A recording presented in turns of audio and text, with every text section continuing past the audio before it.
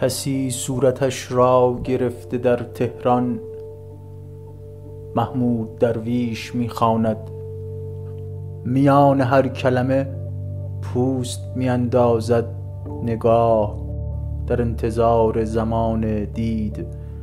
صدا می‌خواند هم مسیرهای همساز ناامید را، آنگاه که هیچ هجایی حاجت روا نمی کند فرودگاه را. میعاد در چند پایی عدم را. مادرهای پوست پیازی نرد پسر میبازند در تسلیس بی پدری، و ادیبهای پرسگرد نامی از آبریتمان نمیدانند.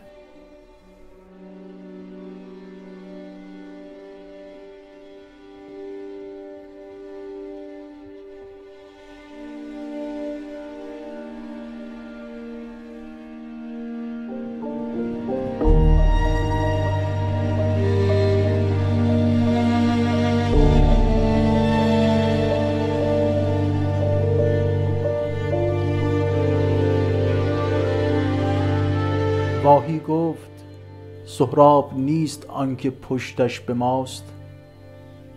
مؤذن زاده اردبیلی صدایش را خش انداخت.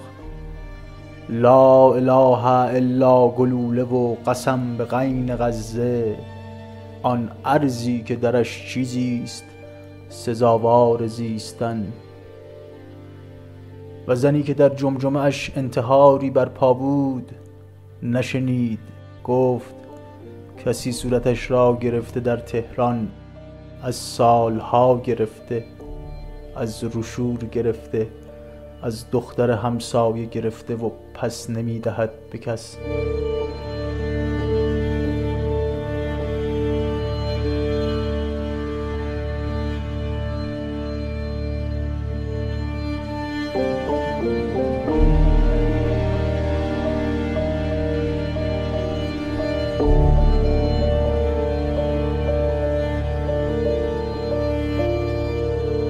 پی حکمی برای خروج از مقعد تهران نشسته و یک سر صورت گیریم، و گیرایی هر صورت گرفته انتحاری دارد که فقدان ما برای شما آهسته مخصوص می شود.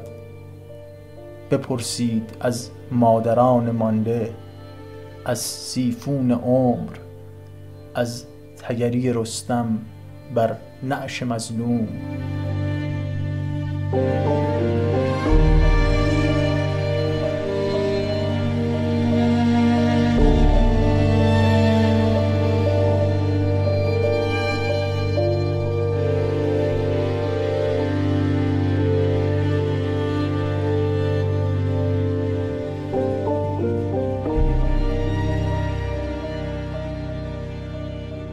صورت نمی دارد، با بی صورتی نمی شود باران شد بر کمانچه های بزرگ روده‌ات.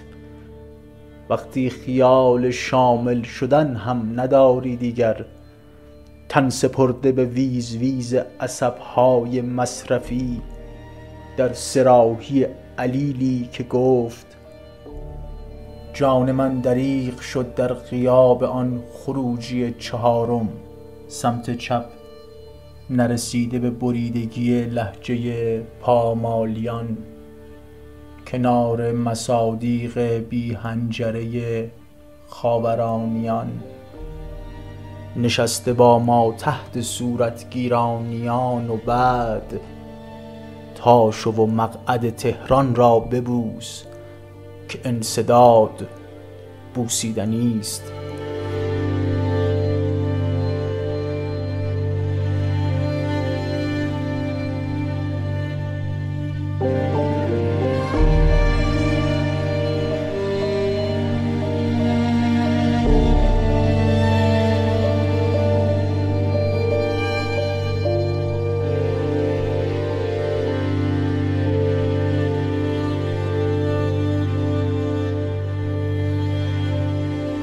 نعوذ هواپیما خارش پذیر است و کسی صورتش را مسدود کرده در تهران فرودگاه امام و مأمور خروج مشمول است و صورتمان را قاب میگیرد به پاس نوفل و شاتو، میکوبد به گونه درویش و کسی صورتش را حفر میکند در اردبیل.